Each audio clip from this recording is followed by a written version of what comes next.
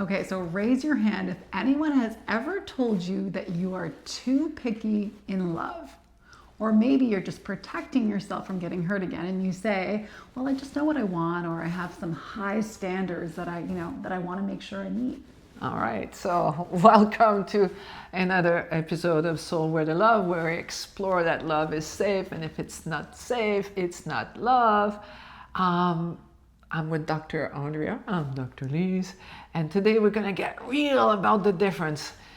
In this episode, we explore, is it my standards or my fear talking? Definitely. In the beginning portion of my life, it was my fear talking. I said it was disguised as my standards, but I mean, people would say all the time, "You're so picky. You're just so picky." But I really did believe it. Like, subconsciously, I told myself, "No, I have standards. That's why I just won't go with anyone." You know. But it probably was some self-protection or something. Yeah. Yeah, I think as you mature, you become aware that it's more about feeling a certain way. And you know what makes, if you know your values, if you know what's important to you, you're going to write about these values. And I was just sharing before we recorded this that I had a letter and I showed it to my husband. This is like, he's a guy who doesn't really believe in all this manifestation thing. And then from living with me now, he's starting to believe it.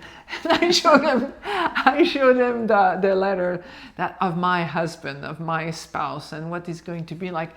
And actually, it's pretty scary, He's Exciting and scary. it's like how important it is to have a clear idea that what you want, because it happened. Like, we have power to attract what we really want in our hearts. And the only reason you're not going to attract it is when you have fears around it, because your subconscious mind that's there to keep you alive, safe, and not die. Relatively speaking, your conscious mind that really, really wants a relationship is the size of a football. And your subconscious mind, the football field.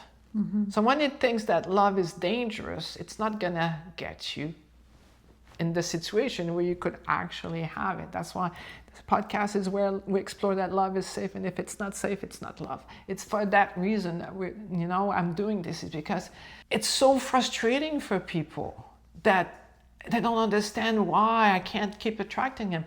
And so when you do a letter where you are writing, if you're single right now and you're writing all the things you want, write how you want to feel. Like, don't write in he or she needs to be 6 foot tall, blue eyes, trust fund, all of these things.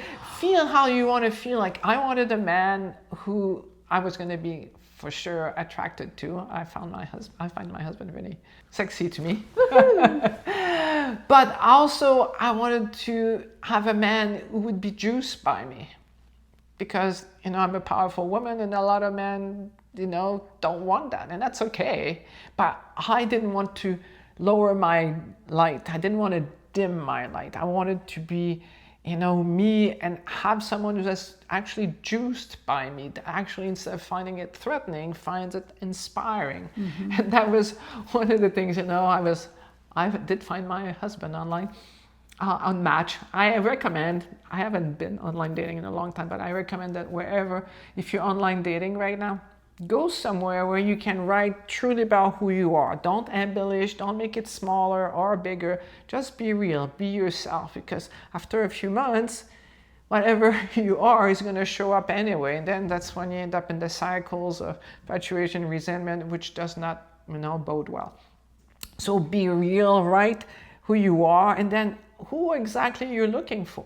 If you're not ready for a relationship, be honest. I'm not ready for a relationship. That's not what I'm looking for. That's fine. But if you want a consciously loving relationship, state that. Yeah, you have to be authentic. You have to be authentic, because this is the only way you're going to attract someone who wants to be in a consciously loving relationship, is by someone who's looking for that. They might not be aware, they might not have put the words on it, but when they go there, they go, yeah, that's what I'm looking for. Because when I wrote my profile from that place of power, not trying to make myself small, and I actually knew when I wrote my profile that I was in a different place. I was not going to dim my light. I was going to be me, and I knew I was worthy of love. And that's when the magic happens. They say finding the right relationship is like finding, a needle in a haystack. But that needle in the haystack is you being so clear about who you are as an act of love for yourself. And then the second act of love for yourself is to be clear on what you want to experience. And so I did it from that place, and then the following day I get, a message from my now hubby saying, wow, what a great profile you have. Like, he was juiced by it. He was not scared by it. He was juiced by it. And this is one of the things I love about him. Like, I know he wants me to be everything I want to be, and I want him to be everything I want to be. So like, that's what's like really cool. Like, don't write necessarily all the the traits and need to make X amount of money. Like, just write how the general feelings you want to have, and put these feelings into your being, and start to know that this is coming into your life. Yeah, like as an example, it'd be like, I feel supported, I feel cared for, I feel like he's watching over me, I feel like he thinks about me, I feel cared for, like things like this. Yeah, and what you're willing to do for them also. Mm-hmm. Because love is not a passive word, it's actually an active word as well. It's like you need to receive, but you also need to give. And it's true, like, I love loving him. I love doing things for him. It makes me feel joyful.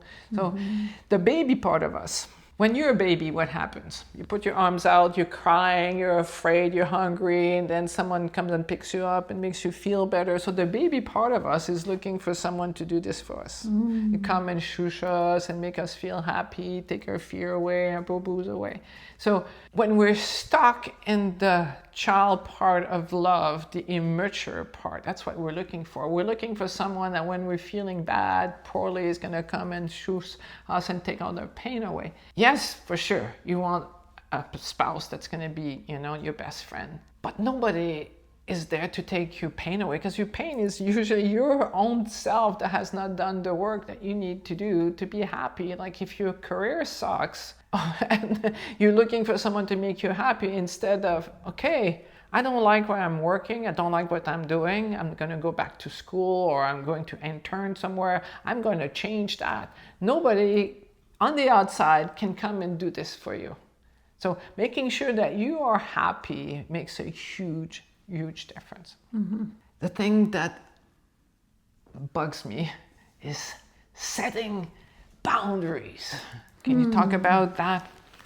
For myself, of what I've done for myself, I mean, I just put boundaries on myself when I knew I wasn't ready to meet someone. I was just like, well, I'm not gonna even go there. That was a boundary. Or if I did meet somebody and they, said certain things or acted, I would have quick deal breakers. I don't know if that's considered a boundary, but it would be like, no, that doesn't fit. I'm not gonna. Yeah, we're not going to continue this, and I'd be out. I was so happy to pull the ejection button. I'm probably the fastest, and I'm a Scorpio, so like I'm very good on my own. So it's just like, okay, this is not. I'm out. Yeah. So. Well, there's also people who go, I have my boundaries with my relationship and what they can do and cannot do. And when I hear the word boundaries, usually I find it comes from a place of fear. And like protection. Protection, exactly. You need to protect yourself because love is not safe enough. The other thing with boundaries, because I find like people say, oh, I got to set boundaries. And when I hear boundaries, it feels to me like it's coming from fear instead of from love. That's why we talked in a previous episode. If you have not watched our previous episode, you should go and look at them. They're pretty cool. We talk about how the definition of love is wanting the best for another being while respecting our needs. And when you do that, you're not setting boundaries, you're actually creating self-care, making sure that you're just as important as the person that you're with. That's what makes the difference for, like, you don't have to think about creating boundaries if you're going to be fully conscious that love is wanting the best for them while respecting your needs. That's going to make big difference on how you're able to sustain love and grow love versus going, these are my boundaries. When you're having a discussions, it's like, these are my boundaries. I'm like, I'm not gonna do that because it's my boundaries. Like, it's not the same as saying like, I really want you to have, this weekend away, and I'm happy that you go for that. For me right now, you've been going away too often. So how can we make sure that you're happy, then I'm also happy, so we can have a great relationship? That's a really big piece. All right, we're so happy that you stayed and you watched this episode. We hope that you love it as much as we do. And listen, figuring out all the changes with respect to love is everything. And our Love is Safe starter kit for $7 will walk you through exactly how to tell the difference between wisdom or your wounds. And grab it in the description below. And please share this with a friend who's struggling, especially if you know that they're not being discerning, or if they're just being scared, So let's help them figure it out. And remember, love is safe. And if it's not safe, it's not love. I'll see you next Thursday. Bye. Bye for now.